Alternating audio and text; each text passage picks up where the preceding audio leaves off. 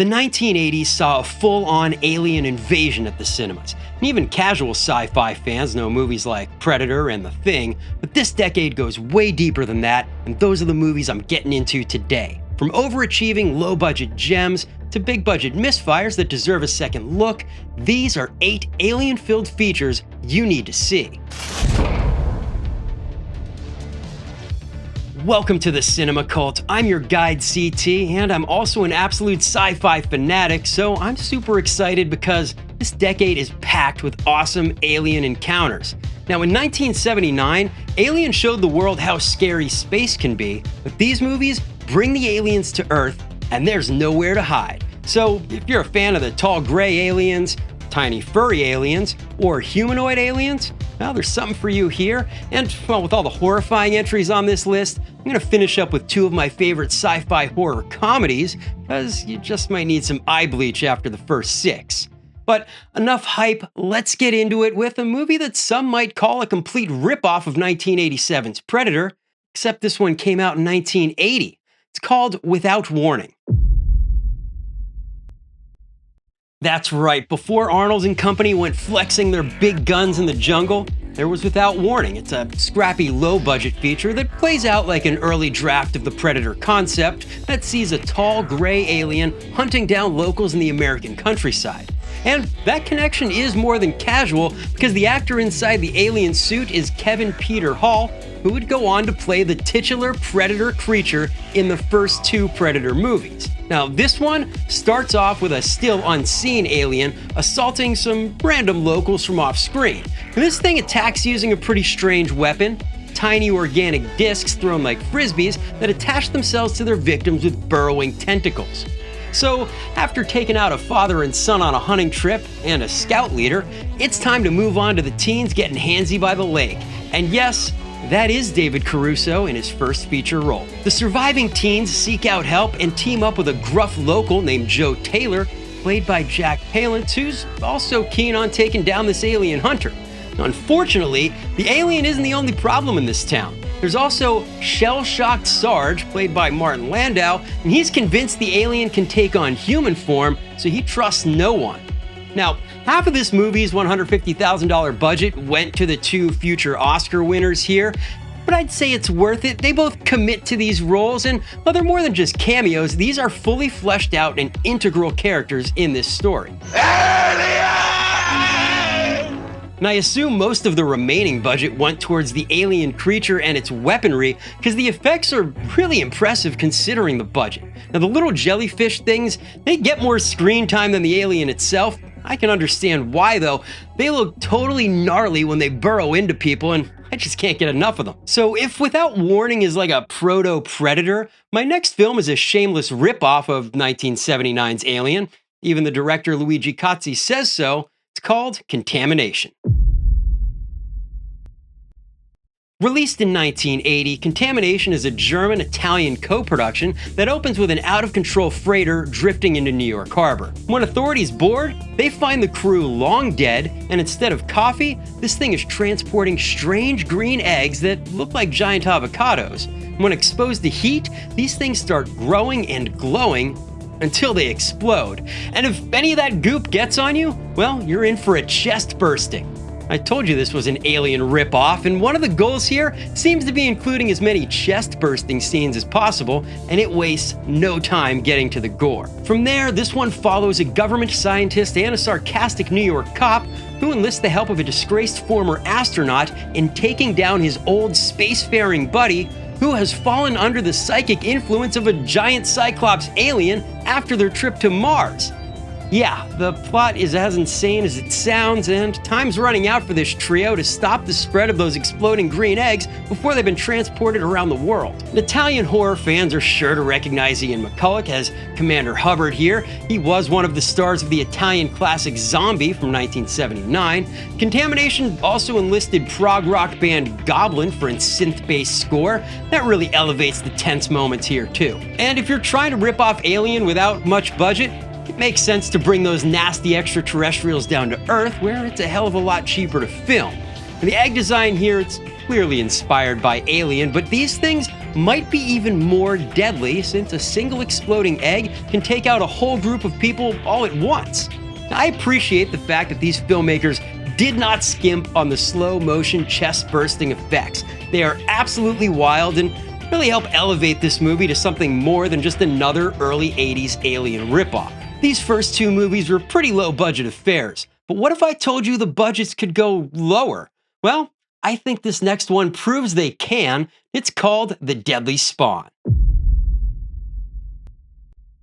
Released in 1983, The Deadly Spawn might be the most overachieving movie on this list. This is a 16mm film with a budget of around $25,000, and it made the most of every single cent. The effects in this movie are far better and bloodier than you'd ever expect from a film with a budget so low, and the acting, well, that's about what you would expect from a movie with a budget this low. But hey, you can't have it all.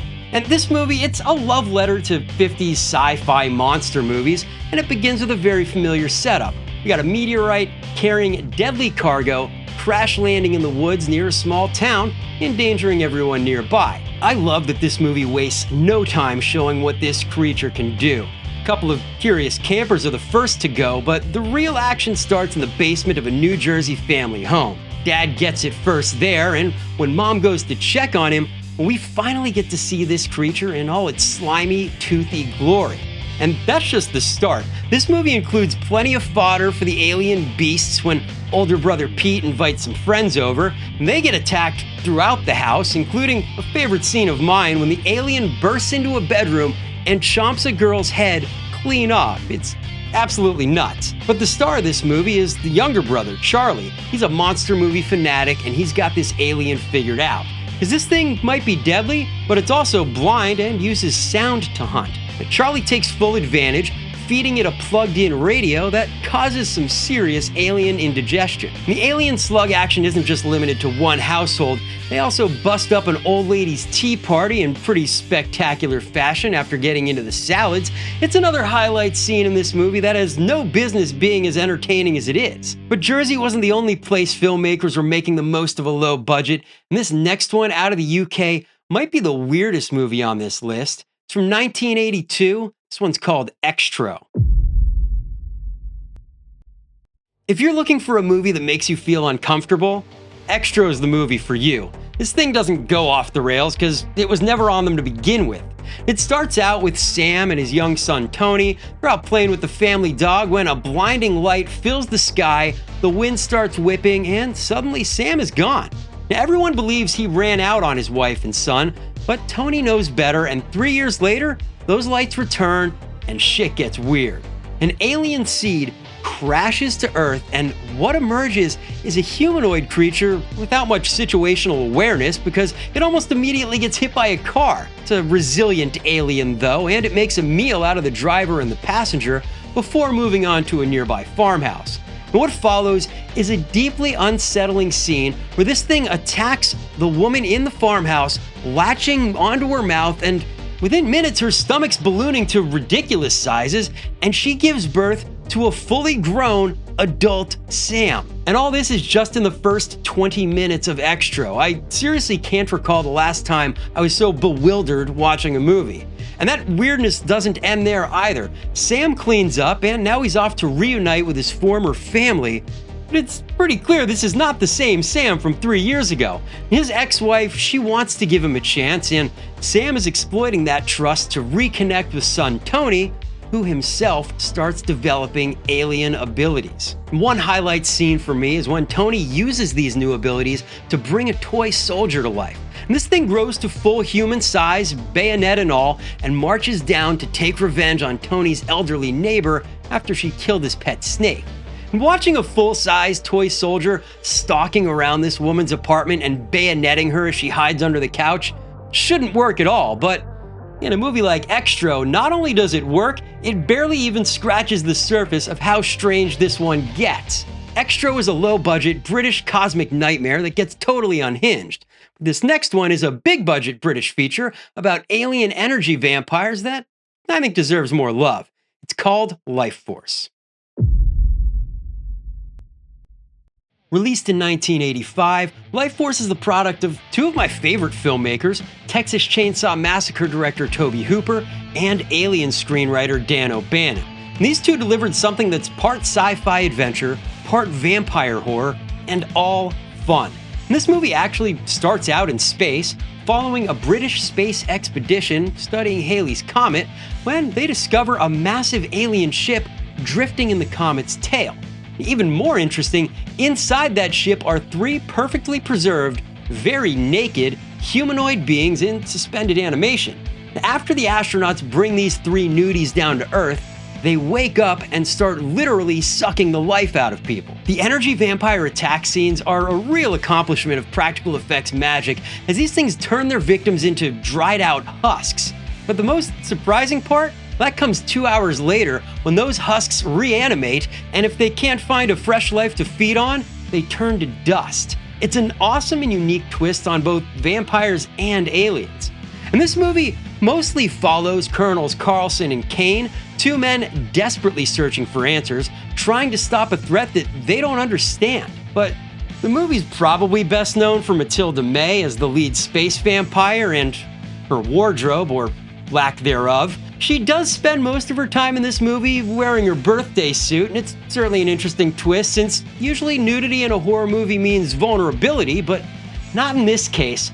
Clothes or not, she's clearly the most powerful being in this story. And if nude alien energy vampires aren't enticing enough for you, well, this movie culminates with a final act in London where the city is literally falling apart around the heroes. The energy vampires have spread throughout the city, and the life forces of the dead are being transmitted to the alien spaceship above. It's an absolutely epic ending that you won't forget. And sticking with my theme of underseen gems, I'm heading back to the US for this next selection that's basically what would happen if an alien came to Earth and played Grand Theft Auto for real.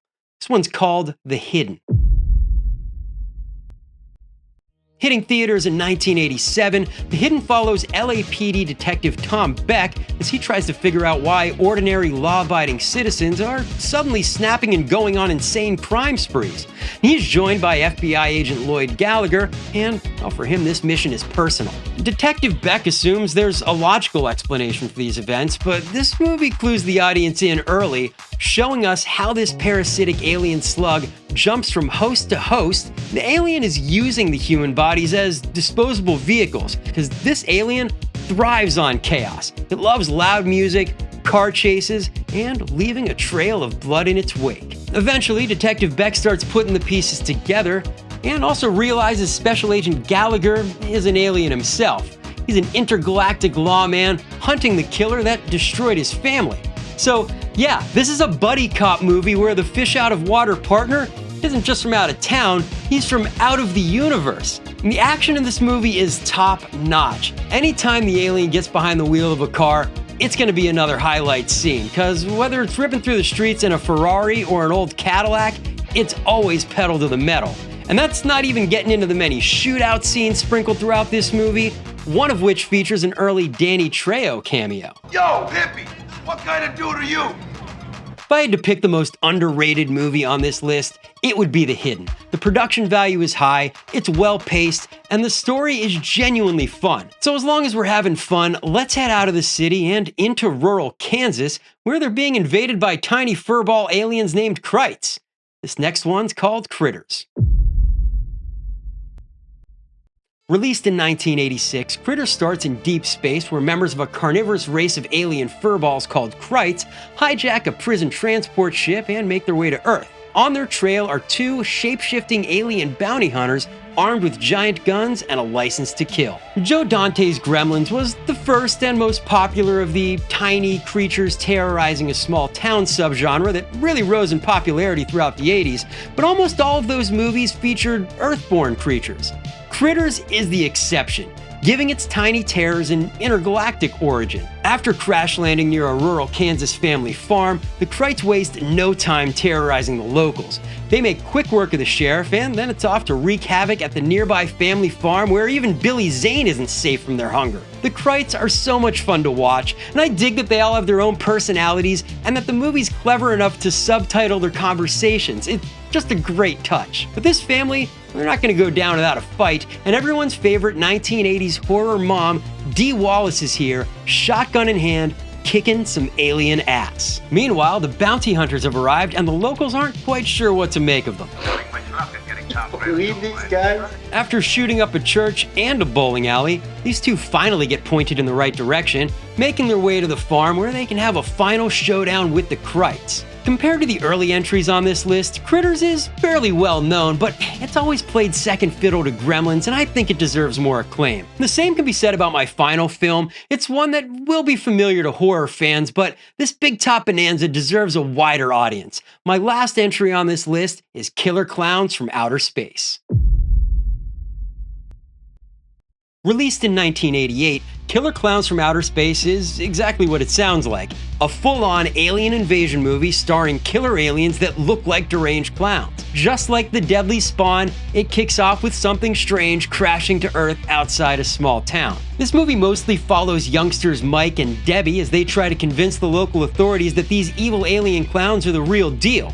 They do get some help from Mike's goofball friends, the Terenzi brothers. Those two are more interested in finding girls than aliens, but their gigantic ice cream truck will come in handy as this one plays out. But let's be honest, the real draw in this movie are the Killer Klowns from Outer Space, and the creature designs are absolutely incredible. These things look like humanoid clowns that stepped out of the world's most deranged Saturday morning cartoon. It's no surprise that these things were designed by the Chiodo brothers, who are also responsible for the creature designs in Critters. Some effects artists specialized in the most disgusting effects of the 80s, but the Chiodos, they may have produced some of the most fun special effects of the 1980s.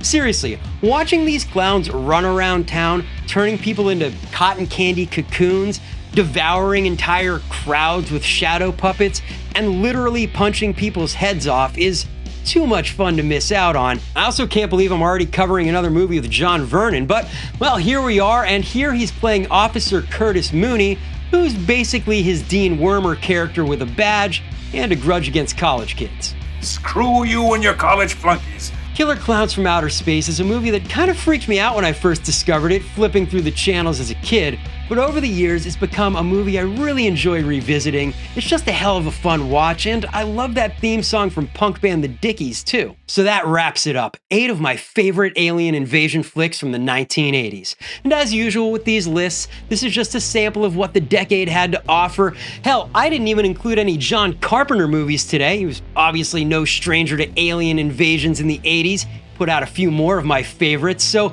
make sure you let me know your favorite 80s alien invasion movie in the comments below, whether I included it here today or not, because, well, when it comes to sci-fi horror movies, I just can't get enough. And if you had fun revisiting these close encounters with me, make sure you hit the like and subscribe buttons to join the cult. It's still early days here, and there's lots to come. For now, you can check out some of my other favorite 80s movie moments right here.